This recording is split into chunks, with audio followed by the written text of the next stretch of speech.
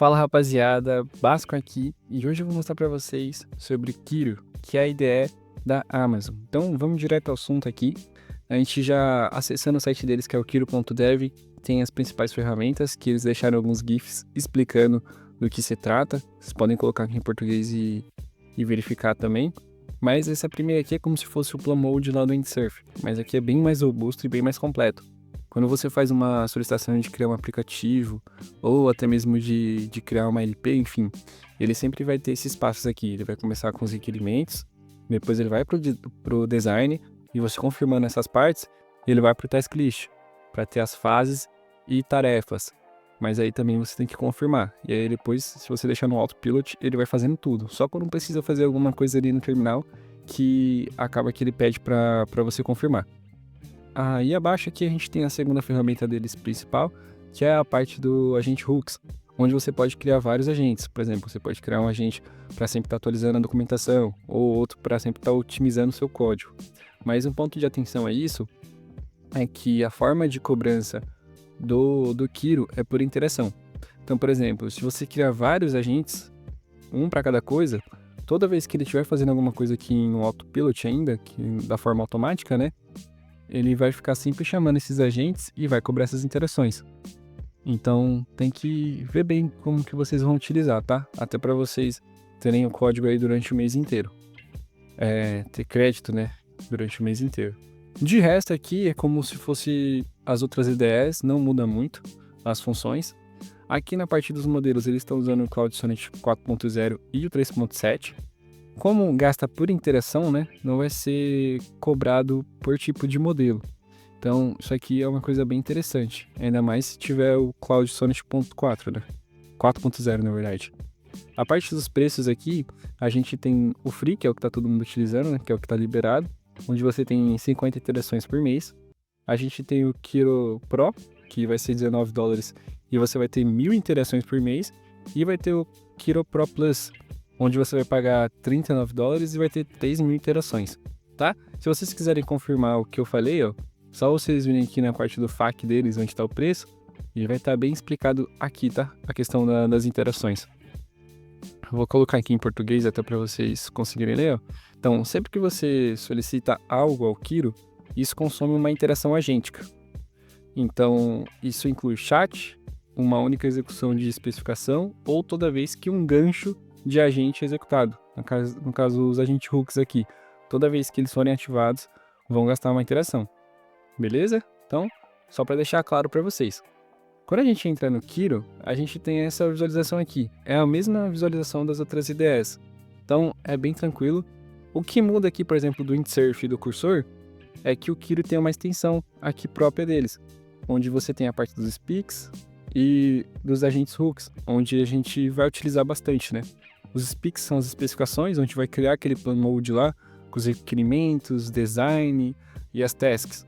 A parte do agente hooks, onde vai criar os agentes. Aqui são instruções dos agentes, no caso seria as rules, né? E a parte de MCP. A parte de MCP é bem tranquilo, é só você pegar aquela estrutura, né? Onde tem as informações do MCP, copiar e colocar aqui. É igual era antigamente no Windsurf e no cursor, beleza? Na parte do Kiro que eu achei interessante, é aqui, né, a parte de Vibe and Speak. É como se fosse o modo agente e aqui o modo chat. Mas o legal do chat deles é que ele já é ligado aqui com os speaks, com as especificações. Então, conforme você pedir aqui, por exemplo, eu vou pedir para ele criar um portfólio. Ele já vai pegar aqui, criar toda a parte do requerimento, aí ele vai pedir para mim confirmar, aí ele vai criar a parte do design, vai pedir para mim confirmar também, e aí ele vai criar as fases e as tarefas. E aí eu preciso confirmar também. E aí depois disso, se você deixar no autopilot, ele vai fazendo tudo sozinho. Mesma coisa nos agentes hooks. Se eu apertar aqui speaks, ele vai pedir a especificação. Então, por isso que não tem nada para mostrar para vocês. Se a gente vem aqui no agente hooks, a gente tem as opções aqui, né? Que a gente pode passar aqui a descrição do agente que a gente quer criar. Então, ele deixa até aqui uns quebra-gelos, que no caso seria o de sempre estar atualizando a documentação, outro para otimizar o código e outro sempre e o outro para entender a linguagem que você está utilizando. Então, por exemplo, é a linguagem de programação, pelo que eu entendi, tá? E a parte das instruções dos agentes são as rules, Então você pode criar rules aqui, as rules que você usa no cursor, no windsurf ou qualquer ideia que você utiliza, você vai colocar nessa parte aqui, beleza? Ele já tem até algumas aqui que ele cria pra gente, mas se você criar alguma aqui, ele não vai ter mais as 3 que ele... Até no site lá ele mostra que quando você aperta aqui, ele cria 3 tipos de regras. Mas se eu vir aqui, por exemplo, e colocar, ó, eu vou criar essa daqui para ele responder sempre em PTBR. E já some e eu não consigo mais gerar aquelas que estavam aqui. Que seria como quebra-gelo, né? Aí eu vou colocar aqui, ó. E aí o que a gente pode fazer, ó? A gente pode pedir para ele refinar. Então a gente manda o que a gente quer, por exemplo, eu falei quero que ele sempre responda em português brasileiro, né? E aí eu apertando ali para refinar, ele joga pro chat, ele vai detalhar ainda mais o que eu pedi. Às vezes ele vai colocar coisa aqui que não tem necessidade, né? Mas é bom para outro tipo de coisa que vocês forem criar. Então se vocês criarem algum outro tipo de regra e pedir para ele refinar, ele vai atualizar toda aquela regra. Então ele faz em Markdown, né? Ele vai criar um título, vai deixar bem estruturado, então fica bem diferente, beleza? Do que simplesmente deixar só essa mensagem que eu coloquei. Então, aí tá vendo? Diretrizes de localização PTBR, idioma e comunicação, convenções de código, formatação e estilo, terminologia técnica. Então, tá vendo? Deixou bem mais completo do que simplesmente aquela frase que eu tinha escrito, beleza? Então, essa parte da gente aqui é isso. E agora o que a gente vai fazer? Deixa eu apertar um Ctrl S aqui, só para deixar salvo. E a gente vai iniciar um novo chat.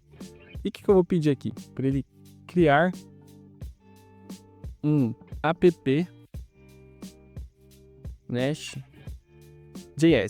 Eu não vou colocar nas especificações, porque senão vai demorar demais. Porque realmente, como a gente deixa ele aqui nesse autopilot, você pede para ele criar as coisas, ele realmente vai fazer algo bem detalhado, com bastante cuidado, mas demora muito. Então eu já vou colocar direto aqui no Vibe, que como é só para criar como é simplesmente para ele criar um app Nest, só para a gente abrir ele aqui localmente e mostrar para vocês que está funcionando, eu não quero que ele crie uma especificação só para isso, porque tipo, não tem necessidade de criar os requerimentos, o design e criar tasks para simplesmente criar um projetinho em Nest.js, tá? Então aqui ele vai verificar o Node, né? Se a gente está com o Node.js instalado. E depois disso ele já vai seguir para ele poder fazer a criação da pasta. Então vou deixar aqui para vocês verem, ó. Por enquanto só tá a pasta do Kiro, onde tem a regra que a gente criou, né? As instruções. Agora ele já vai mandar o comando para a gente fazer a criação da pasta, ó. A gente só tem que aceitar aqui no terminal. E ficar atento a isso, tá, pessoal? Que às vezes ele vai pedir alguma coisa, é só vocês confirmarem. Ainda mais quando for para você, por exemplo, fazer a mesma coisa que eu fiz aqui. Então, ó, a pasta já começou a ser criada, ele já está criando os arquivos. E aí depois disso a gente roda localmente e eu mostro para vocês como está o funcionamento, beleza? E eu achei assim bem interessante essa ferramenta. A única coisa que eu realmente não gostei é que ele é muito demorado. Muito demorado mesmo, quando tem ali a parte dos planos. É assim, ele dá bem menos erro, mas ele demora muito. Então, tipo, algo que eu faço no cursor rapidamente ali com os planos, utilizando, por exemplo, o Gemini Pro, aqui eu vejo que mesmo ele errando menos, ele demora muito. Mas não é, tipo, coisa pouca. É bastante mesmo, pessoal. Então, vocês têm que tomar cuidado como vocês vão solicitar. Sim, se vocês pedirem para ele fazer uma correção, com certeza ele vai ser mais célere, vai ser mais rápido, se você já estiver mexendo num projeto pronto. Porque você vai pedir ali coisas específicas, né? Agora, para ele criar algo do zero, eu achei que ele é bem demorado. Então, você tem que, por exemplo, saber usar, saber pedir. Eu vou utilizar ele mais vezes, até para mim poder mostrar para vocês melhor dessa ferramenta. Até para a gente conseguir pegar dele aqui, extrair, né, a melhor forma de uso. Então, ó, vocês podem ver que aquela regra que eu criei, ele tá mandando tudo aqui em português, ó, falando com a gente. Como a ferramenta não disponibilizou, né, a gente colocar em português brasileiro, só tá mesmo no inglês, a gente faz dessa forma, tá bom? Se eu não me engano, o Windsurf é assim também. Eu, desde o começo, coloquei a regra para ele sempre responder em português brasileiro lá e eu consigo utilizar de boa. Agora, vamos ver aqui o que ele tá criando pra gente. Eu não sei porque ele tá criando... Ah, não, tá certo. Eu vou pausar aqui e assim que ele terminar eu já mostro pra vocês. Ó, pessoal, só pra mostrar pra vocês aqui que interessante. Ele foi criando os arquivos e agora ele tá traduzindo eles, ó. Então, por exemplo, se vocês colocarem aí um projeto que tá tudo em inglês e começar a mexer nele, ele vai começar a traduzir automaticamente, pelo que eu tô entendendo. Ainda mais como você deixou essas instruções pros agentes, né? Então, vamos rodar ele aqui pra ver como é que tá, se ele já vai funcionar. Só pra gente ver aqui o aplicativo rodando, ok? Então, beleza, já abriu, já tá rodando localmente na nossa máquina. E vamos ver aqui o nosso projeto Nest.js criado. Ó, tá aqui, tá feito, tá criado, tá funcionando. É isso aí, pessoal. Então, vocês podem ver que foi rápido. Claro, nesse caso aqui eu só pedi para ele criar o ppnest pra gente ver rodando localmente. Mas vai ser interessante vocês testarem e passar na comunidade lá, comentar com a gente no WhatsApp como que foi para vocês a utilização. Então, espero que vocês tenham gostado do vídeo. Curte aí para ajudar a gente. Comenta o que vocês acharam, se vocês já utilizaram, se vocês também acharam que ele é um pouco lento para fazer solicitações. E compartilhe o vídeo nos grupos, nas comunidades, com seus amigos. Fechou? Eu vou ficando por aqui. Falou, rapaziada!